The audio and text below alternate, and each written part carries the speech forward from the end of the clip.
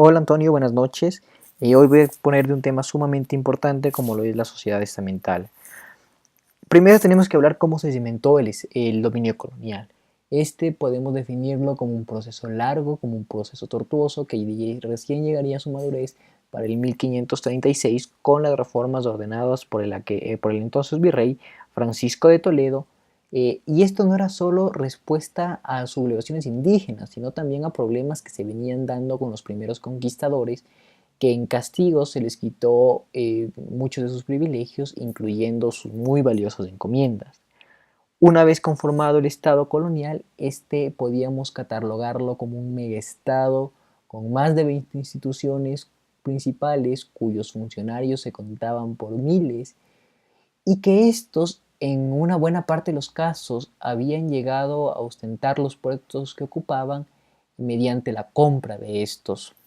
Esto también pudo haber propiciado que en América se viva algo que podemos catalogarlo como la ley blanda, que fue este contexto en donde no se cumplía como si fuese escrito en piedra lo que se ordenaba en España. Por el contrario, lo que se vivía en América era un proceso o una negociación colonial donde se mediaba entre lo que ordenaba el rey, lo que ordenaba el poder político en Madrid y la realidad que se vivía en América.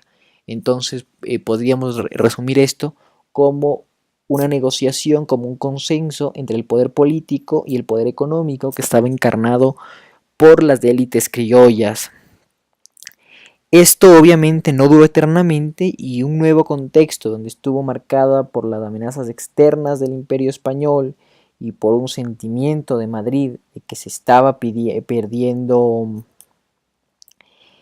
influencia en sus colonias, llevó a que se promuevan unas nuevas reformas donde había un sistema de cumplimiento mucho más riguroso del ordenado, poniendo fin a este sistema de negociación o consenso colonial y mermando aún más el poder de los criollos, que ya no solo se veían excluidos de la posibilidad de ocupar cargos públicos, sino también ahora se veían excluidos del proceso de toma de decisiones.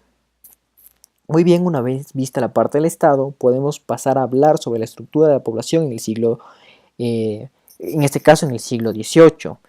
Existían más o menos unos 10 millones de habitantes, de los cuales eran minoritariamente españoles y negros, 7% de ellos españoles y 5 negros. El resto de la población estaba conformada por indígenas y mestizos. Los negros, la población negra, estaba principalmente radicada en Brasil, donde se encontraban el 72% de estos. Este incluso es un número mucho mayor al de la siguiente potencia esclavista de la región, que eran los Estados Unidos. Esta gran concentración negra es extraña considerando que en la parte española de América los negros gozaban de muchos más privilegios que incluso podían llegar a la compra de su propia carta de libertad. Eh, los indios no pueden ser considerados esclavos ya que su estatus nunca estuvo en duda desde aquellos debates que se llevaron entre las Casas y Sepúlveda.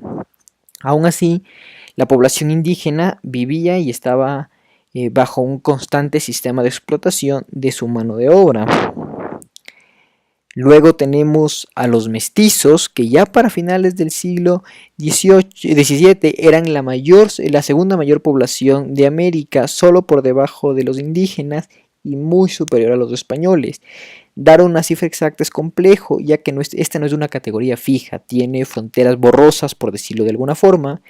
Y al final tenemos los peninsulares, que siempre representaron una pequeñísima parte de la población, pero que eran los únicos habilitados para ostentar cargos públicos, aún más después de las reformas borbónicas.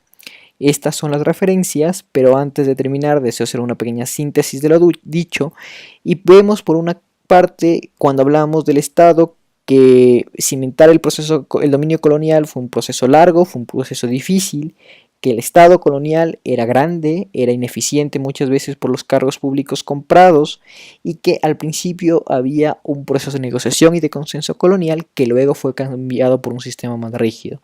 Y en lo que respecta a la población, esta siempre estuvo dominada por mestizos, por indígenas, y los españoles y negros solo formaban una pequeña porción de esta.